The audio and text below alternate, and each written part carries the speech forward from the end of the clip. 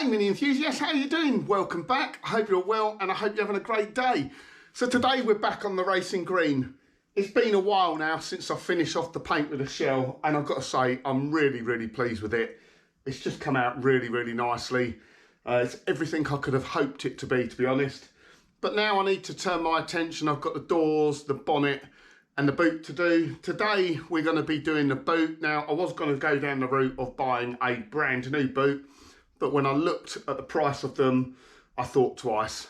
The boot on the car does need a bit of work, but I'm pretty confident I'll be able to get it as good as new. So thanks for all your comments. I really do appreciate it. I wish I could get more time in the garage at the moment. I'm really struggling for time, as we all do. I would love to get the car done for National Mini Cooper Day at Bewley, but it's looking like I might be cutting that a bit fine at the moment. There's a few problems with my interior at the moment. Getting that done, that's been sent away. Hopefully I'll have that back in a few weeks' time. And the engine, Paul Jeffries is working on it. Hopefully I should get that back soon. He needed oversized thrust washers for the crankshaft, which are not in stock at the moment. So we're having to wait for those to come in to get the engine put back together. But then hopefully it's just a case of reassembling the car. The bit that takes the time is cleaning up all the bits in between before reassembly. If you're just chucking it back together, not a problem. But if you want to clean everything up, make it like a really nice looking car, that all adds time. So anyway, let me stop waffling on. Let's get into this week's video. Right, so an empty workshop. I've pushed the Racing Green outside because all the shells painted now. Got PL undercover. I need to do some messy work. So I need to prep now the bonnet, the boot and the doors. The doors will obviously be re-skinned, so there'll be a quick DA off. I don't think I've got any doing. I already done the filler work in them. The doors are ready to go pretty much. They're just going to need cleaning up, keying up. Bonnet and the boot. The bonnet is fine, I think, although I do need to double check it. Boot. I was considering getting a new boot. This one's got a dent in it up there. Nothing too major. I can feel that out. But when you take off the number plate, we've got some seriously corroded holes here behind the number plate. So I did think to myself, I thought, let's not mess around. You know, got all that lovely paintwork on the car now. Do we want to go messing around with the boot? I'll order a new boot. Until I went and looked at the price. Heritage boot lid is £285, obviously plus delivery, so that's 300 quid. You can get the skins for them, although I'm not confident in re-skinning a boot lid. They're probably all right to do actually. There is a little bit of corrosion down the bottom here, nothing too serious. So the fact that it's 300 quid, it's not quite a money no object car this. So we're going to have a go at repairing it. The good bit is the corrosion is behind where the number plate goes. So if that is not a 100% perfect repair, it's not really going to matter too much because it's going to be covered by the number plate. So we're going to clean this off. We'll get a strip disc on it, see where the clean metal is, cut it out, weld in some new metal, skin a filler, base coat lacquer, job done. Save 300 quid, simple. Right, let's get on with it.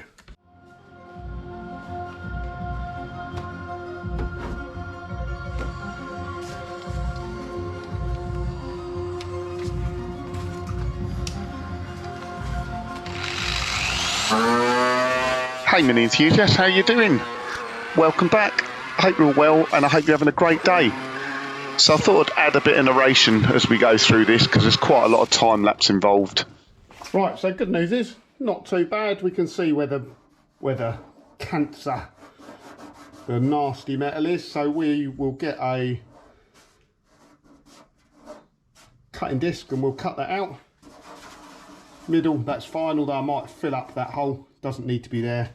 Same again this side, slightly larger, but again we're going to stay within the number plate aperture. So let me get the cutting disc out. Let's cut some horrible metal out. Right, so as you can see, there was quite a bit of corrosion around those number plate screw holes. I assume someone's just drilled the holes in the past and not put any sort of corrosion protection where they've drilled the metal. So as you can see, I'm just cutting it completely out now. There was evidence of a previous repair before, so someone had cleaned it up and put a bit of spray paint on there, but they hadn't actually done anything about the rotted metal.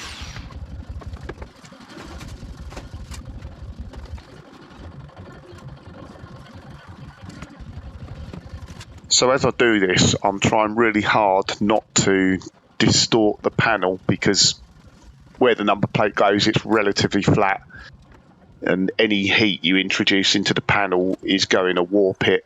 So generally what I try and do here is I'll cut the patch and leave around about a 0.5 mm gap around the outside, and that should allow for a bit of room for expansion and reduce the warp in the panel.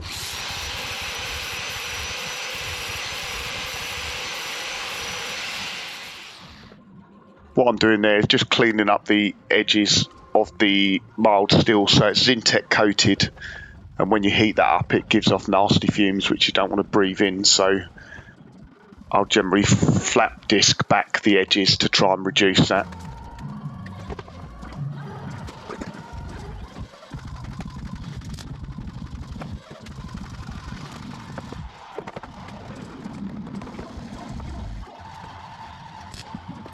As you can see there, I used a Stanley knife blade as sort of give the right amount of gap.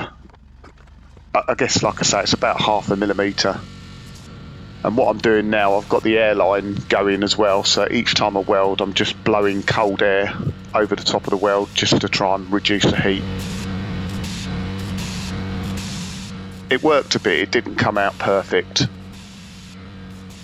but I guess I wouldn't know what it was like if I didn't try and reduce the heat. I think it would have been a lot more warped than what it was.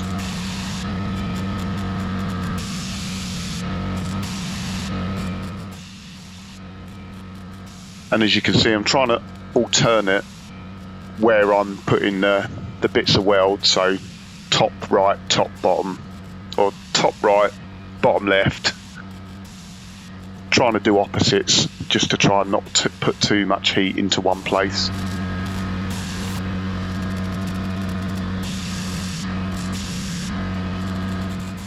My welding here is a bit messy, to be honest. Wasn't perfect, but a grinder can make anyone's welds perfect. I think one day in the future I will invest in a new welder. I've been going with this Clark 135 TE for probably 10 years now. Might even be a little bit longer than that. It's done me really, really well, but there are better welders out there. And I'm being quite aggressive when I'm flattening it back here because I want an invisible repair. But you've got to be careful with the grinder as well, because just heat from grinding back the welds is enough to warp the panel work as well. Now spot the error here. I've got the DA out, I've got the extractor, I'm running the extractor, but I hadn't actually connected the hose. What an umpty. I didn't even notice as well. There you go. Grinder's on the floor, or the DA's on the floor, hose is not even connected.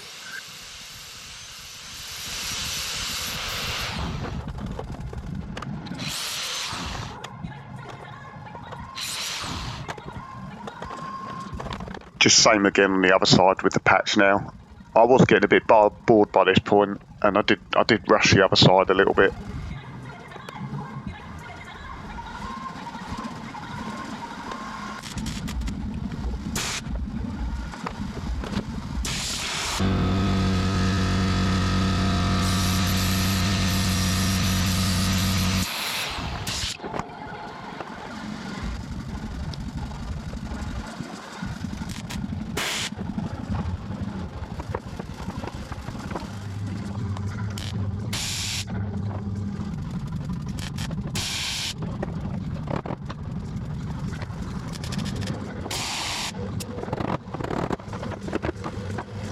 So I actually done this repair on the boot lid all on a Friday evening. I started about 7:30 and it took me about 3.5 hours, just to give you some idea.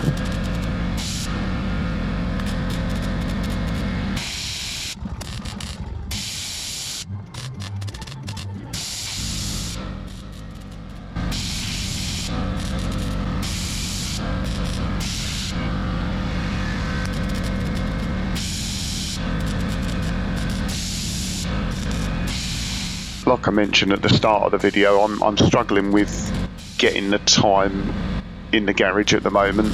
This painting work that needs doing on the car, each time I need to paint anything, it is taking a full weekend. Sort of the Saturday to do the prep and fill a primer, and then the Sunday to do the base coat and lacquer. You can't, or I've not found enough hours in the day to do it all in one go.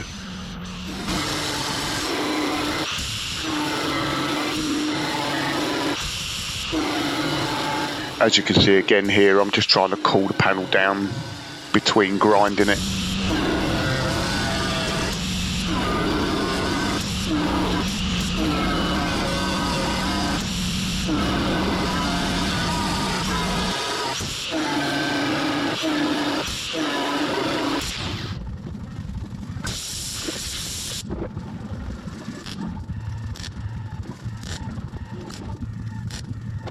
Just going around here filling up any little pinholes that I missed.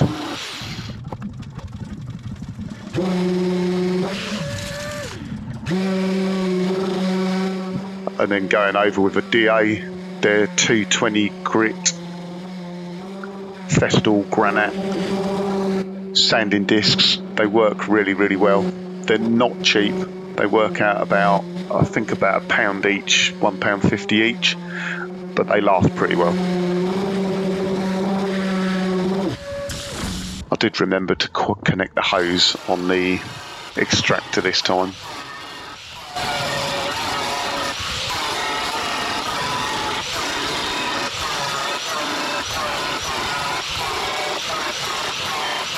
Now same again, cleaning it up on the inside.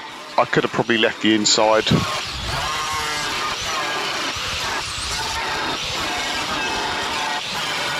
no one's going to see it, but just it gives me peace of mind. It's all nice and clean on the inside as well.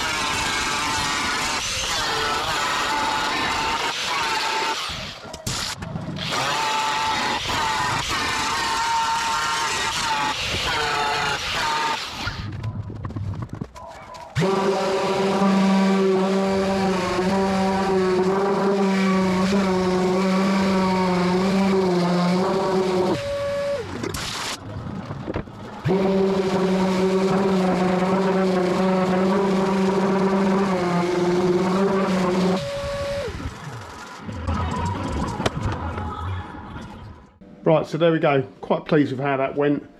I was getting bored and I rushed that second bit. As you can see, I was using the airline trying to stop it distorting, but it still did. It's distorted in the middle here.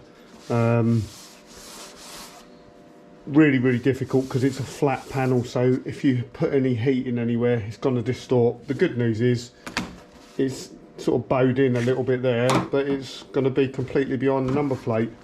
The back side, I mean, to be fair, you're not going to see the back side once the boot liner is on there, but I've done like a, you know, seamless repair. You know, this is not structural welding, but the penetration was 50-50. It was all the way through, so yeah, that'll be fine. Not sure whether I'll wax some filler on the inside. I might do, but I will definitely do the outside now. We'll get some filler on there. Just want to get some cure rust. There's a couple of little bits where there was like spider rust under the primer. I've noticed that on the back of this car actually. There was quite a few bits of spider rust hidden away. Right, so just going over with a little bit of cure rust there on the areas where there was previously a bit of rust, but I've DA'd it back to bare metal now. It's just again for peace of mind really. If if anyone is interested, the DA I'm using, I bought it off eBay. It was $55.99. It's called a GMC 430 watt dual action or dual base random orbital sander. It's 150 millimeter. Works pretty good. It's powerful enough. Does the job really nicely. The only bit I would say is it's quite big and bulky. But that paired up with those Festool granite sanding discs, it really cuts through paint, filler, and that sort of thing very, very quickly, saves you a lot of time. So I'm just giving a skim of filler over the areas which are repaired here. I'll always put on more filler than is needed because we're gonna sand it all back anyway. But hopefully this should give the seamless repair I'm looking for.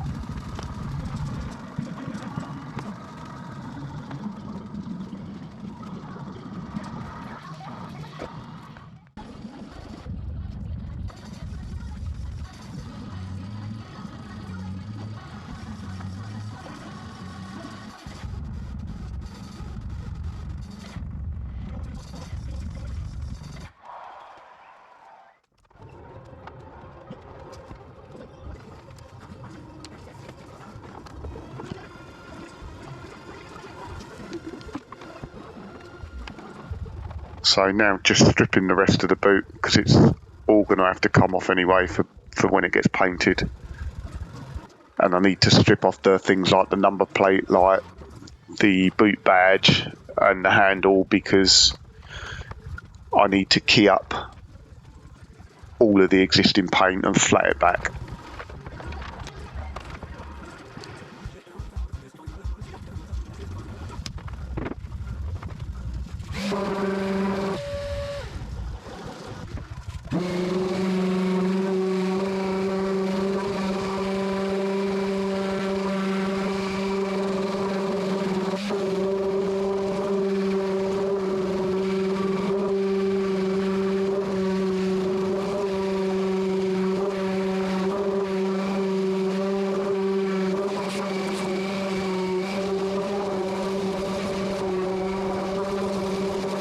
Now, as you can see here, when I'm sanding back filler, I mean it is made so it comes off in a fine powder and comes off easily, but it creates a lot of dust. So having the extractor on the DA really does help keep the garage clean and tidy.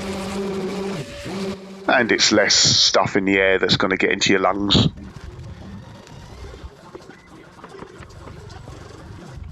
So I just need to remove the boot badge here. Obviously it wasn't coming off very easily, so bit of heat on the back of the panel and it will come off nice and easily now.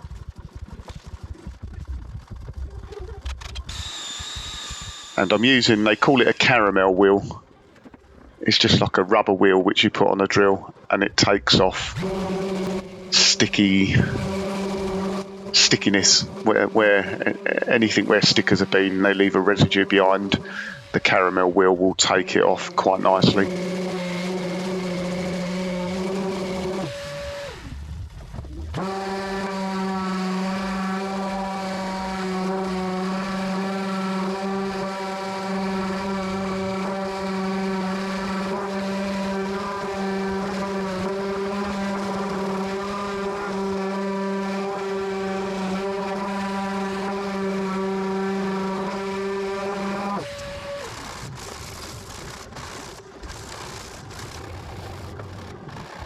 So I try to get as much out of those sanding discs as I can because, like I say, they're not cheap. I mean, maybe if you buy 50 or 100 at a time, it probably saves you a bit of money. But once they've been used in the DA, they're quite handy just to use for detailing up the edges and just getting into the corners.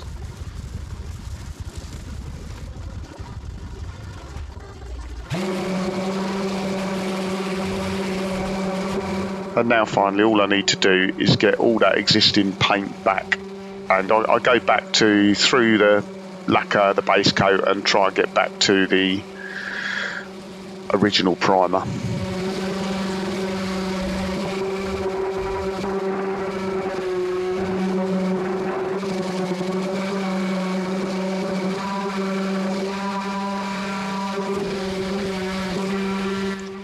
I think for this whole boot lid I used 2 sanding discs.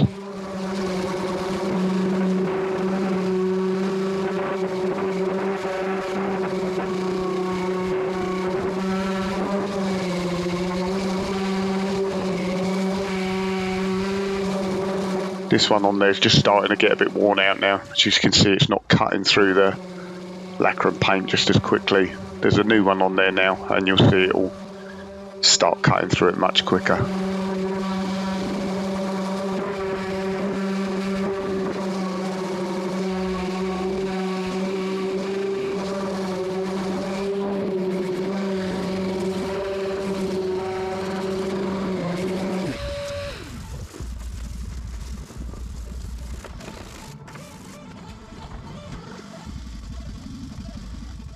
I tell a lie, actually, I hadn't put a new one on. I'm just shooting indoors to go and grab the new pack.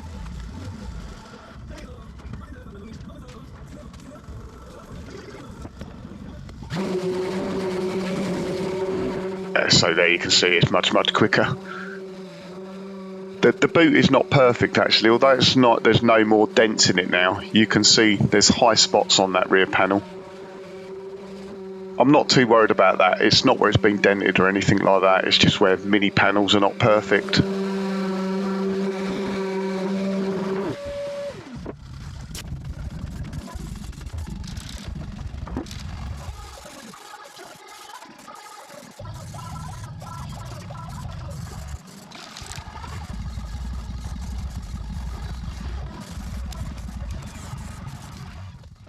Right, that was possibly quite a very long time lapse, although I might cut it short. Really pleased with how that's come out. I've just put some epoxy primer on it on any bits which were bare metal. Epoxy primer, I've been watching some things, YouTube videos. It's not really a primer, it's more like a sealer. So it's not porous like normal primers, and it's not great for sanding. But if you want to seal something up, if you're going to be leaving it for a while or something like that, epoxy primer is pretty good because it acts like a sealer. It won't absorb moisture like other primers. So these bits here, I mean, you know, this is in primer. Primer is very forgiving because it's matte, so you can't see imperfections easily. But I think that's going to come out just fine, to be honest. It feels smooth. There is a slight indentation in there. I didn't bother doing that hole in the end because I thought I don't want to warp it even more. I'll just put a rubber bung in there. It had a dent up in the corner here, so that's been skimmer filler over there. That's looking really good. And then on the inside, I haven't fully prepped the inside yet, but again, that will be, you know, you won't even know that there's been patches welded in there. I've got a couple of slits on there. Really not worried about that, to be honest. Like I say, it will get a boot liner in here anyway. And I just need to do a bit more cleaning up on the inside of there, but I'm not going to video it all. But yeah, what do you think? Get in the comments, let me know. You'd have seen me DAing down there. I don't go back to fully bare metal. I found what's worked for me on the rest of the car is I take the clear coat off and I take the base coat off, and I'll get back to the original primer, and then I'm filler primer over the original primer, and that seems to work for me. What I find quite useful is the actual taking the base coat off acts like a guide coat. So once you get down to the white primer, you know you've gone far enough and you know you've done each part of the panel. So that's why I've done it. It's worked for me on the rest of the car. So now I need to clean up the inside, get that ready, and then that will be ready for paint.